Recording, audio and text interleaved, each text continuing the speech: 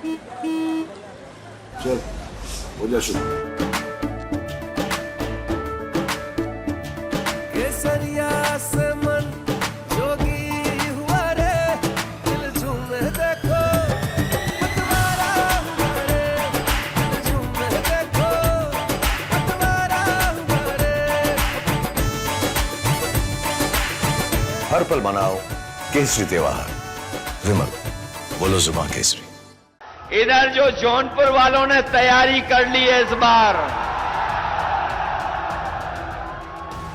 बार तो लग रहा है कि देश के प्रधान सांसद जी अपनी क्यूटो लोकसभा से भी हारने जा रहे हैं और इस बार इनका कोई मैनेजमेंट नहीं चलने वाला।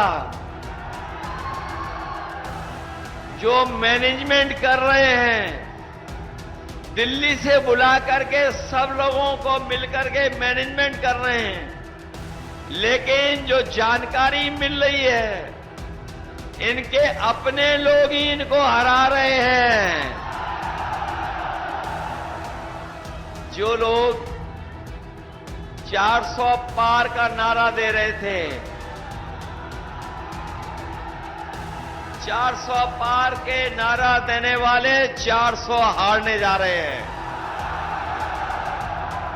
यहां तो सब पढ़े लिखे लोग हैं। मैं देख रहा हूं जहां पंडाल हमें पूरा भरा दिखाई दे रहा है, वहीं जितना बड़ा पंडाल है इससे 3 गुना ज्यादा हमें लोग पंडाल के बाहर दिखाई दे रहे हैं, जहां कोई छाया की जगह नहीं है। तपती दोपहरी में बाईं तरफ हमारे बाएं और मंच के पीछे तक, दाईं तरफ बड़ी संख्या में दूर तक हमें लोग दिखाई दे रहे हैं। वहीं पीछे जहां सड़क है और जो घर दिखाई दे रहा है, घर की छतों पर समाजवादी पार्टी का झंडा लहरा रहा है। दूर तक हमें लोग दिखाई दे रहे हैं। और इस बार जौनपुर के लोग न केवल जिताने जा रहे हैं बल्कि समाजवादी पार्टी के प्रत्याशी को रिकॉर्ड मतों से जिता करके लोकसभा में पहुंचाने का काम करेंगे। मैं देख रहा हूं कि अब चुनाव पूर्वांचल की धरती पर आ गया है और जो जोश, उत्साह और जिस तरीके से पार्टी के लिए हमें समर्थन दिखाई दे रहा है, इस बार पूर्वांचल से भारतीय जनता पार्टी का एक भी सांसद जीत करके नहीं जा पा रहा है। जहां अभी तक मैं कहता था 5वें चरण के चुनाव तक मैं कहता था कि 80 लोकसभाओं में एक सीट पर लड़ाई है, वरना पूरी सीटें इंडिया गठबंधन जीत रहा है। लेकिन जिस समय प्रयागराज का समर्थन मिला है, इधर आजमगढ़ और आजमगढ़ से आगे जो समर्थन मिल रहा है, इधर जो जौनपुर वालों ने तैयारी कर ली है इस बार तो लग रहा है कि देश के प्रधान सांसद जी अपनी क्यूटो लोकसभा से भी हारने जा रहे हैं और इस बार इनका कोई मैनेजमेंट नहीं चलने वाला। जो मैनेजमेंट कर रहे हैं दिल्ली से बुला करके सब लोगों को मिलकर के मैनेजमेंट कर रहे हैं, लेकिन जो जानकारी मिल रही है इनके अपने लोग ही इनको हरा रहे हैं।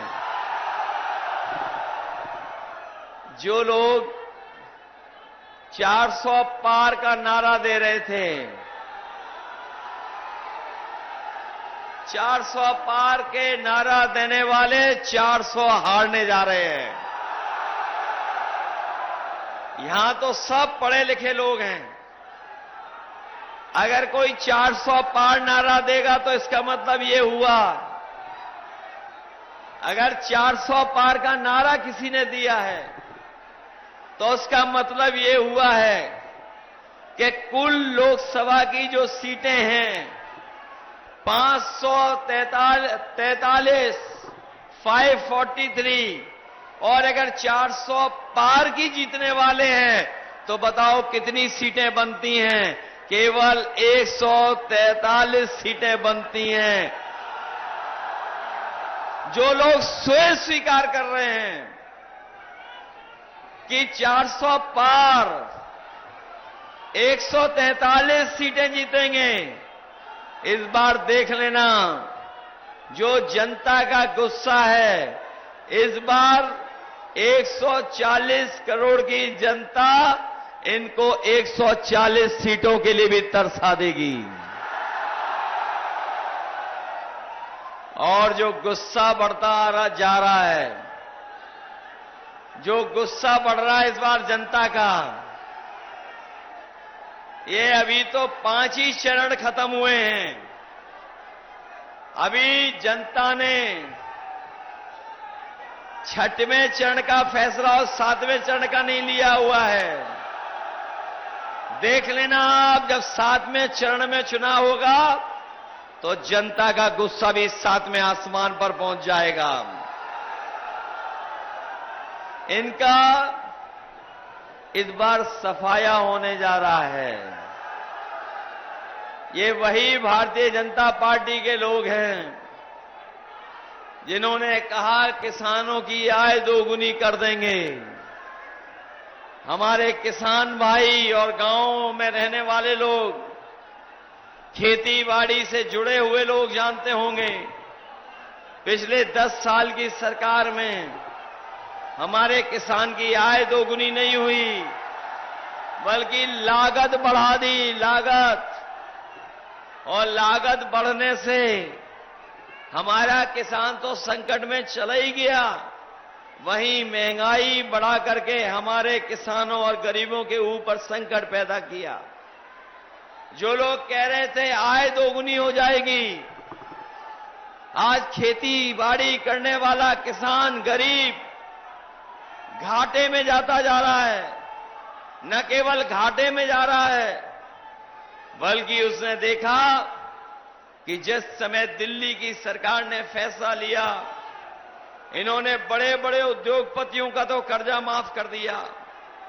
जो बड़े संपन्न लोग थे, बड़े कारोबारी लोग, उनका 10 साल में 25 लाख करोड़ का कर्ज माफ कर दिया। और जब कानून बनाया तो कानून ये बनाया कि जिन लोगों का भी 5 करोड़ से ऊपर कर्ज है, उनका कर्ज माफ किया जाएगा। लेकिन हमारे किसानों का लाखों में कर्जा वो माफ नहीं किया गया। हम अपने किसान भाइयों को, गरीब भाइयों को कह के जा रहे हैं, इंडिया गठबंधन की सरकार बनने जा रही है।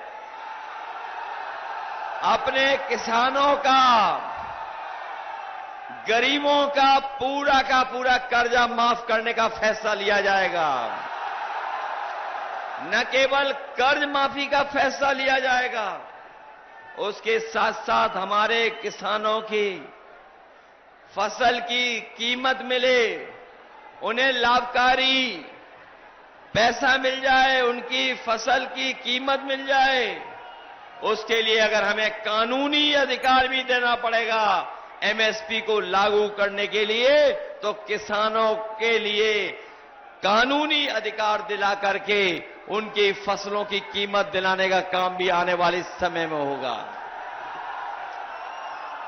जहां किसान को संकट में डाल दिया, वहीं हमारा बेरोजगार नौजवान जानता होगा, इस सरकार ने उसके भविष्य के साथ खिलवाड़ की है।